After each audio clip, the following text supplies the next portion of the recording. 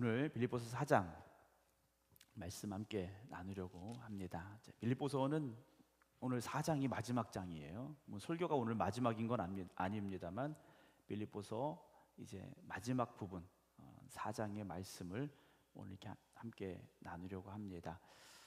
오늘 4장 1절 보게 되면 그러므로 날 사랑하고 사모하는 형제들이라고 말씀을 계속 이어가고 있어요. 바울은 감옥에 갇혀 있습니다. 로마의 감옥에 갇혀 있지만 빌립보 교회의 성도들을 생각하며 이렇게 고백하는 거예요. 나의 사랑하고 사모하는 형제들, 나의 기쁨이요 면류관이라고 빌립보 교회의 성도들에게 아주 특별한 표현을 지금 써 내려가고 있습니다.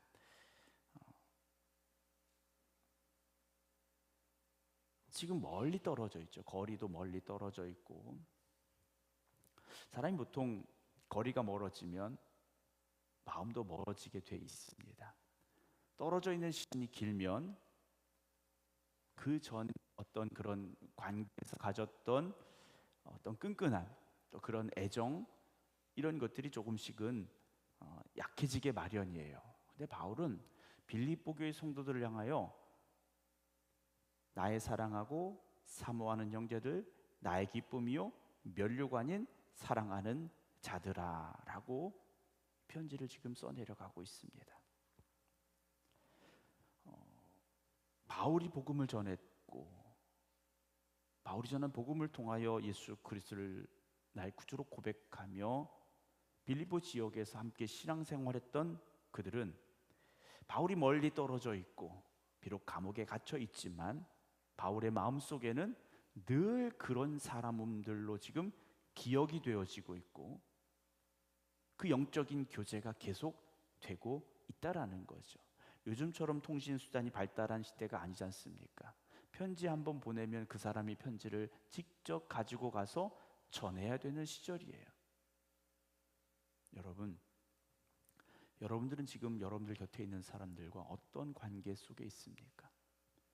여러분들은 함께 신앙생활하는 성도들과 어떤 관계 속에 있습니까? 우리는 모두가 다 서로를 향하여 우리 성도들, 우리 생각교회 모든 성도들에게 그런 마음이 있어야 되고 이러한 고백이 분명히 있어야 됩니다. 그럼 바울은 이들을 잊지 않고 있지 않습니까? 늘 마음에 품고 있는 거예요. 멀리 떨어져 있지만, 시간이 지났지만 바울의 마음속에서는요, 그때 그 감정과 그 감동과 그 귀한 사랑을 계속 가지고 있었다라는 거죠. 교회에 재단에도 꽃이 있습니다. 좀 난이라서 물을 많이 주지는 않아도 되는데 한 달 동안 물을 안 주면 어떻게 되겠습니까? 네, 갖다 버려야 됩니다. 그렇죠? 시들어서 꽃을 볼 수가 없어요. 여러분들의 마음 속에 그냥 담고 있지 마시고 그 사랑을 베푸시고 실천하시고 나누시기 바랍니다. 교회라는 곳이 그런 곳이지 않습니까? 영적인 공동체지 않습니까? 함께 하는 곳이에요. 교회라는 곳은요, 서로를 향하여 사랑과 관심을 가져야 되는 곳입니다. 언젠가 제가 숙제를 낸 적이 있지 않습니까? 나가실 때 몇 명 이상 제가 꼭 안아주고 가시라고 숙제를 낸 적이 있는데 잘 안 하시더라고요. 쑥스럽고 멋쩍고 이거 해도 될까 생각이 드셨을 것 같아요. 여러분, 제가 제일 싫어하는 말이 뭐라고 그랬습니까? 교회에 사랑이 없다는 말, 제가 정말 싫어하는 말이에요. 교회에 왜 사랑이 없습니까? 교회는 하나님의 사랑 위에 세워진 곳이 바로 교회지 않습니까? 그 교회 사랑이 없다라는 건 이건 심각한 문제입니다. 여러분, 함께 신앙생활하고 있는 이들을 향하여 관심을 가지고 사랑의 손길을 내밀고 품어 안아주시기 바랍니다. 바울이 빌립보 교회 성도들을 생각하며 나의 사랑하고 사모하는 형제들, 나의 기쁨이요 면류관인 사랑하는 자들아, 이렇게 말하고 있지 않습니까? 우리도요, 밖에 나가서 우리 성도들을 생각할 때 그런 마음이 들어야 되죠. 다른 사람들에게 우리 성도들을 이야기할 때 그렇게 말할 수 있어야 돼요. 우리 교회는 아무개가 문제야. 네. 문득 누가 떠오르십니까? 이러시면 안 돼요. 네. 절대 그러시면 안 됩니다. 우리 교회는 한 명도요 소중하지 않은 사람이 없습니다. 우리 모두가 다 소중한 분들이고요, 모두가 다 하나님 앞에 귀하게 쓰임받을 일꾼들이라는 것을 여러분 잊지 마시기 바랍니다. 가끔 뉴스에 자살하시는 분들에 대한 기사가 나와요. 요즘은 그 보도 지침이 바뀌어가지고 어떤 도구를 썼는지, 어떻게 목숨을 끊었는지 이런 기사가 나오지 않습니다. 간략하게만 나오게 돼 있어요. 자살한 사람들 상당히 많습니다. 우리나라 하루에 30-40명씩 자살을 합니다. 그들이 왜 스스로 목숨을 끊을까? 이유가 많죠. 상당히 많은 이유들이 있어요. 그런데 외로움이라는 게 가장 큰 것 같습니다. 내 아픔을, 내 이 고통을, 내 이 슬픔을 누군가에게 다 터놓고 이야기할 수 있으면 여러분 그것만으로도요 위로가 될 때가 있습니다. 그래서 우리가 말하지 않습니까? 기쁨은 나누면 배가 되고 슬픔은 나누면 반이 되는 것, 너무 잘 알아요. 자, 그러면 우리 교회 성도님들 지난 주일날도 보니까 한 110명 정도 모이셨더라고요. 누가 아픔이 있어요, 고민이 있어요. 그걸 우리가 함께 나눈다면 얼마나 위로가 되겠습니까? 주일날 교회 오셨을 때 물론 우리가 다 알 수는 없어요. 새로 나오신 분은 잘 모를 수도 있고 다른 속해 잘 모를 수도 있어요. 그러나 최소한 내 속해, 내 선교회 분들이라도 여러분들이요 더 관심을 가지시기 바랍니다. 더 관심을 가지시고 얼굴에 혹시 어두운 빛이 없는지, 왠지 기운이 없어 보이진 않는지 우리가 그런 좀 관심을 가져줘야 된다라는 거죠. 그래서 제가 주일날 예배드리고 나가시는 분들 꼭 악수를 하려고 합니다. 악수를 하면서요 그냥 악수하고 지나가는 거 아니에요. 잠깐이지만 그분의 손에 그 온기를 느껴보는 거고요, 그분의 얼굴을 바라보는 거예요. 환하게 웃는지 아니면 근심이 있는지, 발걸음이 힘이 있는지 없는지 그 짧은 시간이지만 자꾸 저도 살펴보려고 합니다. 여러분 교회는 관심이 있어야 됩니다. 성도들에게요 관심이 있어야 돼요.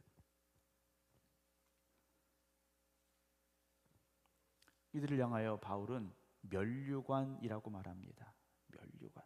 면류관은 경기를 마치고, 마라톤 경기를 마치고 그 결승점을 통과한 우승한 사람에게 주는 영광의 상징이라고 볼 수 있어요. 그런데 바울은요 어떤 면류관입니까? 빌립보 교회의 성도들의 믿음과 헌신이 바울의 사역에 있어서 하나님 주시는 면류관이라고 고백하고 있습니다. 우리 교회도 그래야 되죠. 우리 교회도요 우리가 힘써서 주님이 주신 사명을 감당하고 교회를 통하여 하나님의 영광이 나타나고, 그래서 이 성전에 하나님 주신 기쁨이 넘쳐날 때 하나님이 우리에게 면류관을 주셔요. 올림픽 경기를 보면요, 어떤 운동 경기들을 보게 되면 개인 경기가 있고 단체 경기가 있습니다. 개인 경기는 혼자 열심히 잘하면 돼요. 그래서 상 혼자 받습니다. 단체 경기는 어떻습니까? 모두가 다 협력하여서 같이 잘해야 돼요.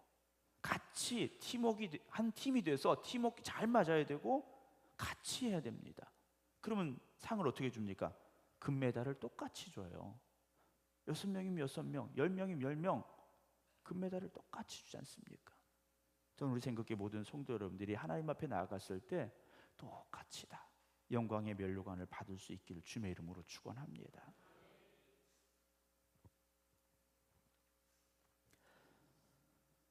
근데 이와 같이 주 안에 서라 그래요. 이와 같이 주 안에 서라. 이와 같이라는 것은요, 지난주에 나눴던 20절, 21절 말씀을 한번 다시 생각해 봐야 돼요. 우리의 시민권은 하늘에 있는지라 거기로부터 구원하는 자 곧 주 예수 그리스도를 기다리노니 그는 만물을 자기에게 복종하게 하실 수 있는 자의 역사로 우리의 낮은 몸을 자기 영광의 몸의 형체와 같이 변하게 하시리라 라는 말씀 서 생각을 해볼 수 있어요. 이 말씀 뭐겠습니까?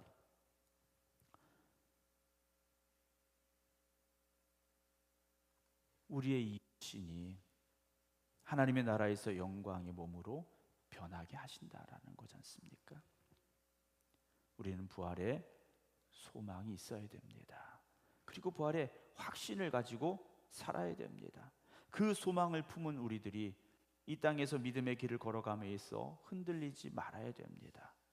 우리는 이 땅에 발을 딛고 있지만 하늘을 바라보며 살아가는 사람들입니다.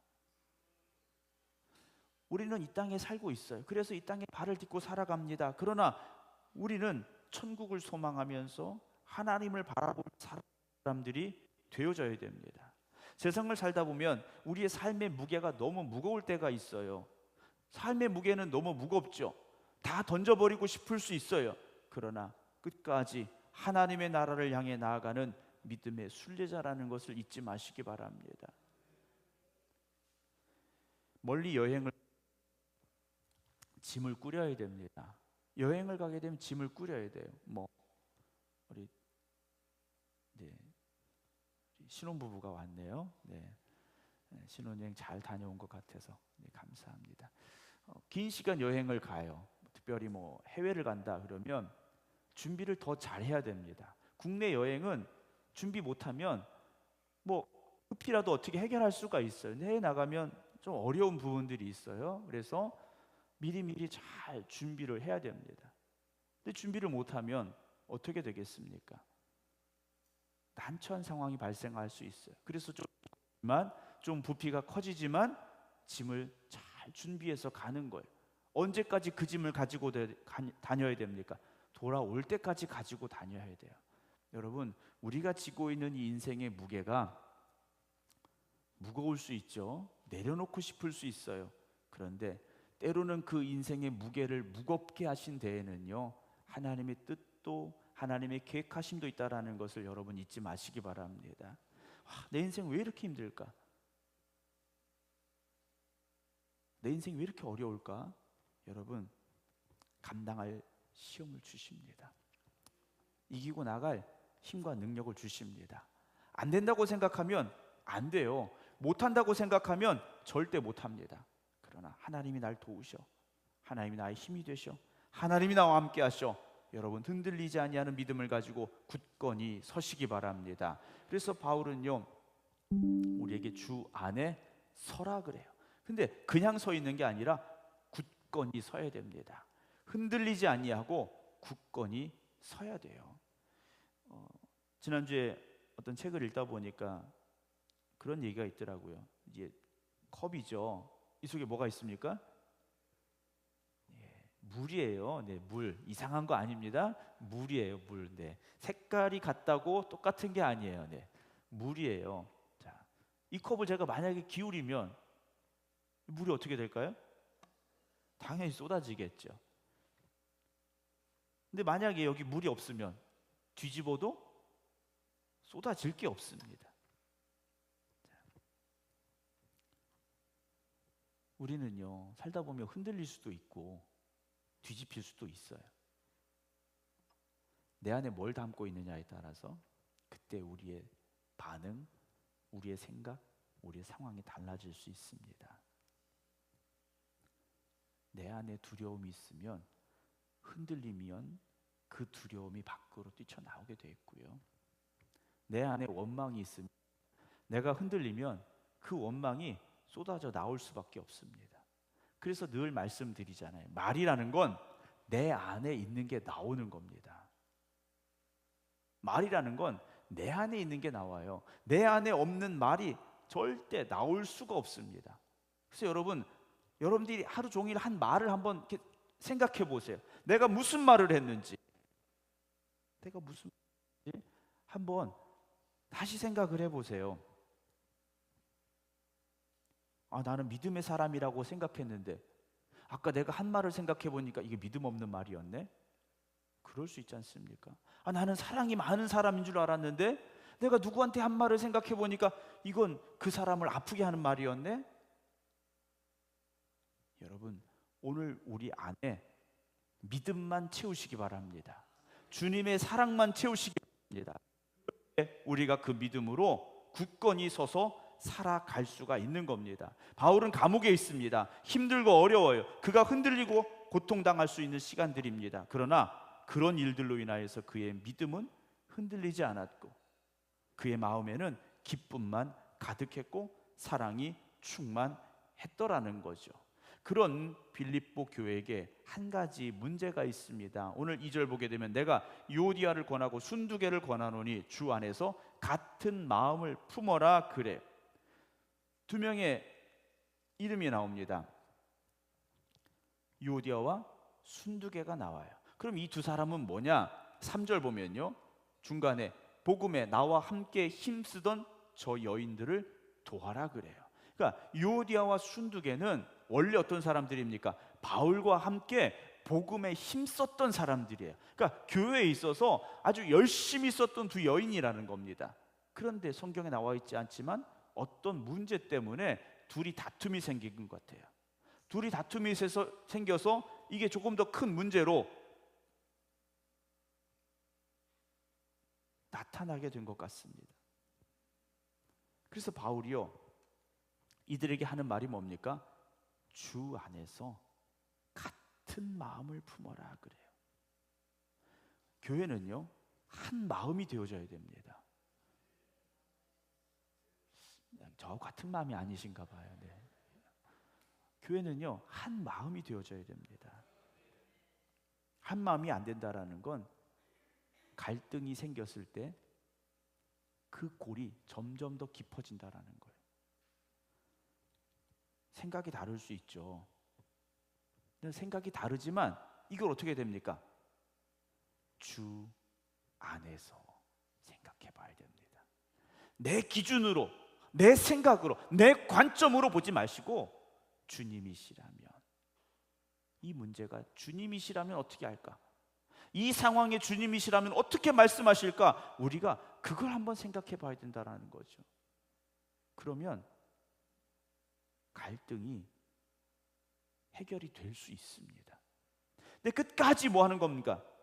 내가 맞아, 내 생각이 옳아? 이걸 포기 못하니까 갈등의 골이 점점 깊어지는 거죠. 결국 어떻게 되겠습니까? 뒤돌아서게 돼 있습니다. 바울은 유오디아와 순두개에게 주 안에서 같은 마음을 품어라 그래요. 갈등이 있는 이들에게 해결 방법은요, 하나밖에 없습니다. 주 안에서 같은 마음을 가져야 돼요. 또 참으로 나와 멍에를 같이 한 내게 구하노니, 이 사람이 누군지는 알 수 없습니다. 근데 바울과 뭐 했다고요?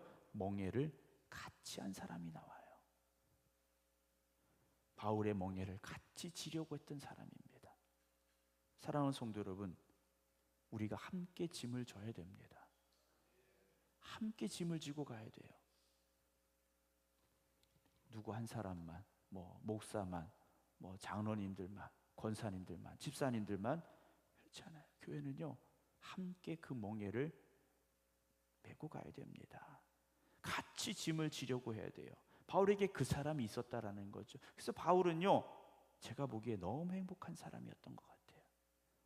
물론 배도 많이 맞았고 감옥에도 갇히고 배가 파손이 되어 죽을 뻔도 하고 죽이려고 하는 사람들도 있었고, 근데 바울 곁에는요, 이런 사람들이 있었지 않습니까? 아까 1절의 말씀처럼 사랑하고 사모하는 형제들, 나의 기쁨이며 면류관이 사랑하는 자들.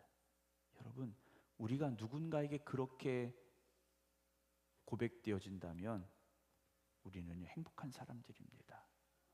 우리 정말 행복한 사람들이 될 수 있습니다. 복음에 나와 함께 힘쓴 저 여인들을 돕고, 또한 글레멘드와 그 외에 나의 동역자들을 도우라 하면서 그 이름들이 어디에 있습니까?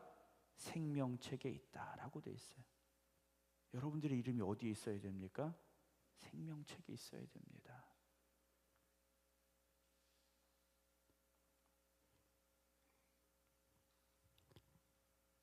우리의 이름이 생명책에 없다면 여러분, 우리 잘못 살고 있는 겁니다.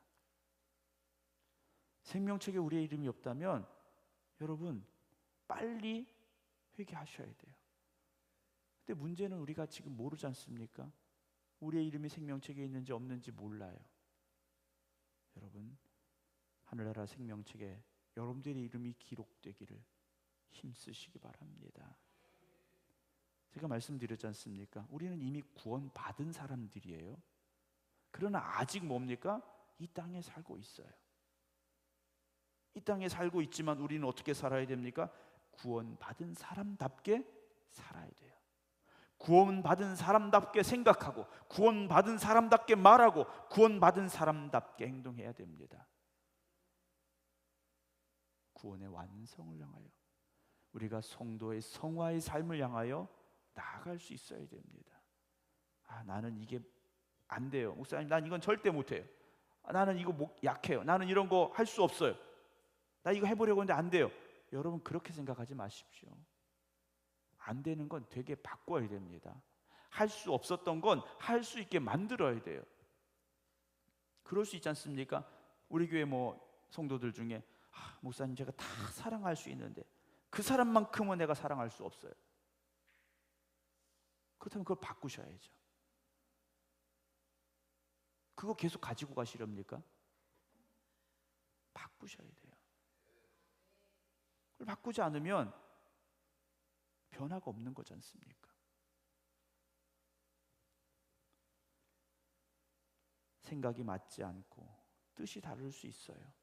그러나 주님 안에서 우리가 하나 되어져야 되고 품어 안아야 되고요.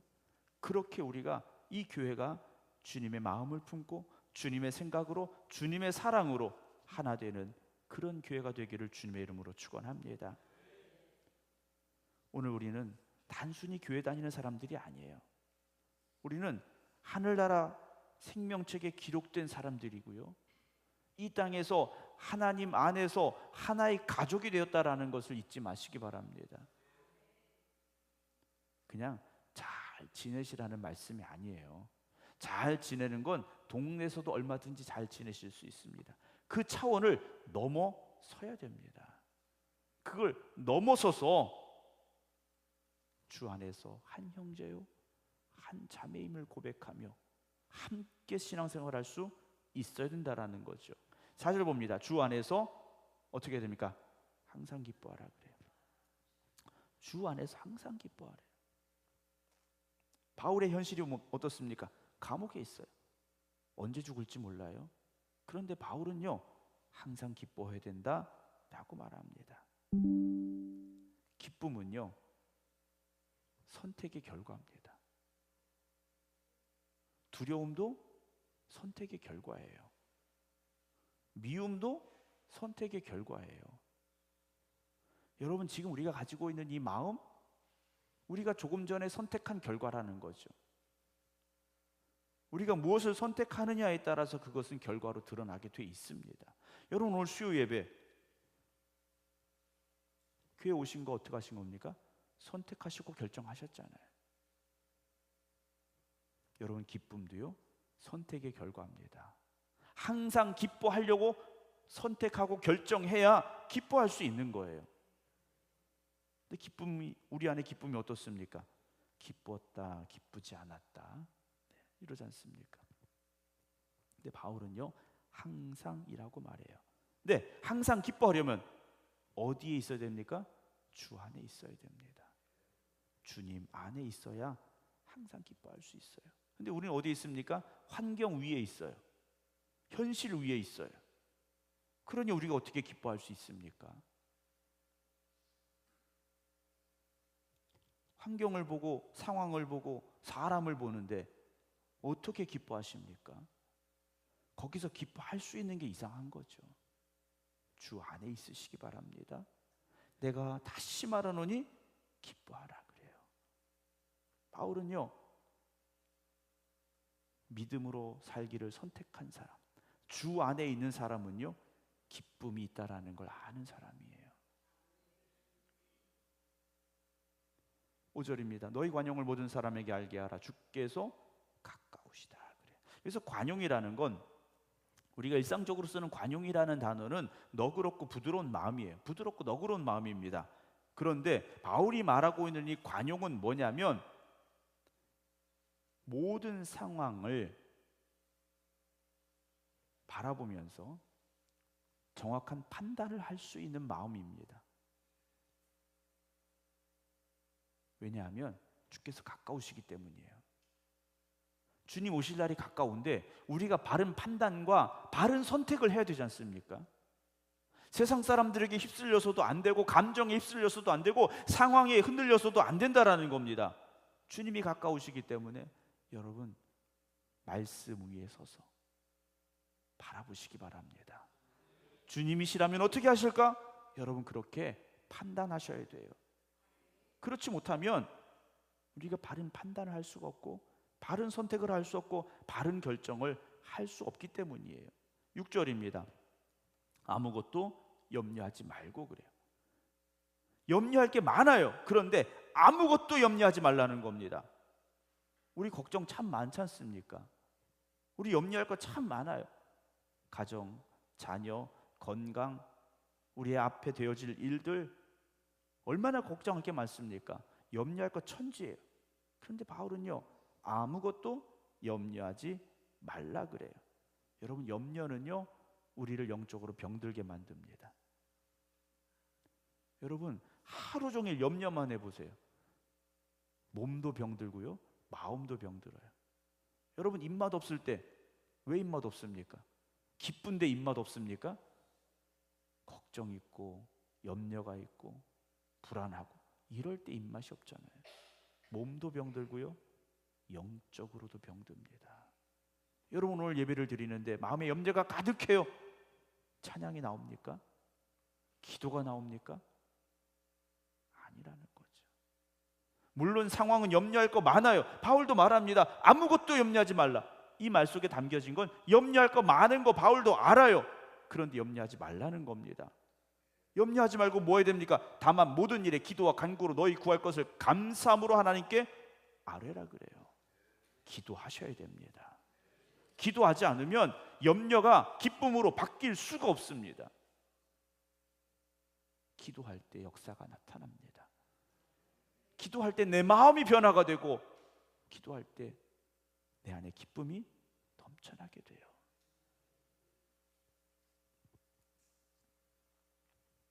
힘들고 어렵게 하루를 사신 여러분, 오늘 이 성전에 나와서 기도하고 찬양하고 은혜 충만해서 기쁨으로 돌아가셔야 되지 않습니까? 예배를 마치고 돌아가는데도 염려가 내 안에 가득해서는 안 됩니다. 예배를 마치고 집으로 가는데 내 마음에 여전히 걱정이 가득해서는 안 됩니다. 주님께 맡기시기 바랍니다. 7절, 그리하면 모든 지각에 뛰어난 하나님의 평강이 그리스도 예수 안에서 너희 마음과 생각을 지키시리라. 바울이 이렇게 고백을 하고 있어요. 하나님은요, 모든 지각에 뛰어나셔요. 우리의 생각하는 것 그 이상을 생각하고 계시고, 우리가 바라보는 것 그 이상을 바라보시는 창조주 하나님을 믿으시기 바랍니다. 그 하나님께서요, 평강을 우리 안에 주신다고 바울은 고백합니다. 우리의 생각, 우리의 마음을 지켜주신다고 바울은 고백하고 있어요. 사랑하는 성도 여러분, 우리는 불안한 시대를 살아가고 있습니다. 어느 것 하나 안정되지 않은 것 같습니다. 이때 필요한 것이 무엇이겠습니까? 하나님이 주시는 평강입니다. 하나님 주시는 평강을 여러분 누리시기 바랍니다. 오늘 예배드린 여러분들 중에 걱정 없는 분이 누가 있겠습니까? 문제 없는 분이 누가 있겠습니까? 다 걱정이 있고 염려함이 있지만 하나님 앞에 맡기시기 바랍니다. 기도하시기 바랍니다. 분명히 하나님께서 여러분들에게 기쁨을 주실 것이고 평강을 주실 줄로 믿으시기를 주님의 이름으로 축원합니다. 기도하겠습니다.